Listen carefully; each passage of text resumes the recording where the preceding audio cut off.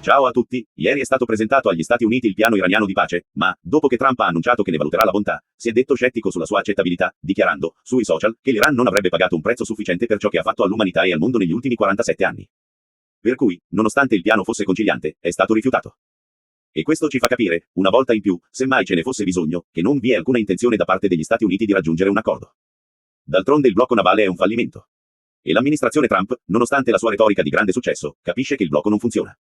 Non è che una messa in scena per ingannare il popolo americano.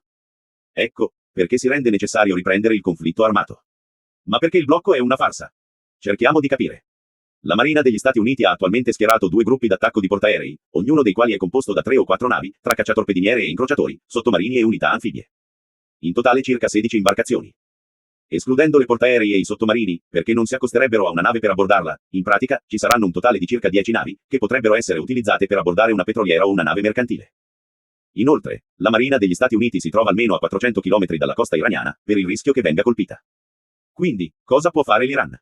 Le navi iraniane potrebbero uscire dal porto, rimanere entro il limite delle 12 miglia delle proprie acque territoriali. Il che significa trovarsi a circa 350 km dalla nave statunitense più vicina.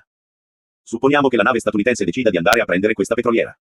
Dovranno aspettare che esca dalle acque iraniane e, in teoria, potranno abbordarla. Bene, una volta che salgono a bordo, dovranno avere un equipaggio, che prenda il controllo della nave oppure la nave americana dovrà rimanere con la petroliera, finché non arriveranno in un porto sicuro oppure ovunque siano diretti. Bene, se hai solo una decina di navi, puoi fermare ipoteticamente 10 navi iraniane, e neppure 10 al giorno. Il che significa fermarne, forse, solo il 10%. La maggior parte di esse, passerà tranquillamente. Senza contare, che il Pakistan ha aperto diverse rotte terrestri verso l'Iran, facilitando il movimento di merci e benzina dall'Iran, creando un corridoio commerciale alternativo. Perciò è una farsa. E, poi, si pensava pure che il blocco avrebbe danneggiato l'economia iraniana. E, così, già ieri sera, gli Stati Uniti annunciavano il Project Freedom, un piano volto a liberare le navi mercantili bloccate nello stretto di Hormuz, un'iniziativa umanitaria per assistere le navi, bloccate dal conflitto, avvertendo che qualsiasi interferenza con l'operazione sarà contrastata con la forza. Pertanto, in seguito all'annuncio del Project of Freedom, la risposta iraniana non si è fatta attendere, annunciando un avviso di allerta per le imbarcazioni civili, e la pronta risposta ad attaccare le navi USA, che dovessero avvicinarsi, considerando ciò una violazione del cessate il fuoco. Insomma, i toni si stanno nuovamente infuocando, dopo l'annuncio di Trump del 1 maggio, per cui la guerra era finita. Ma, come abbiamo detto, è necessario riprendere il conflitto. E quale giustificazione migliore di venire attaccati? Per aver tentato di rompere il blocco, per motivi umanitari. E, già in giornata, gli Stati Uniti annunciano che 2 navi americane hanno attraversato lo stretto, nell'operazione Project Freedom. Tuttavia l'Iran smentisce il passaggio attraverso lo stretto.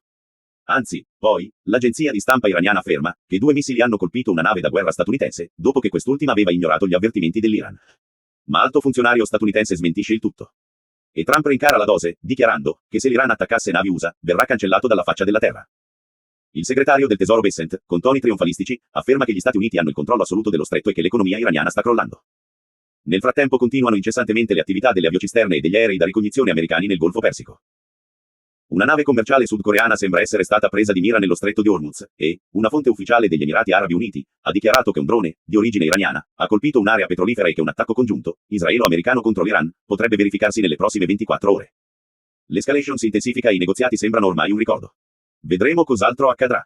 Se il video vi è piaciuto, lasciate un like e condividetelo.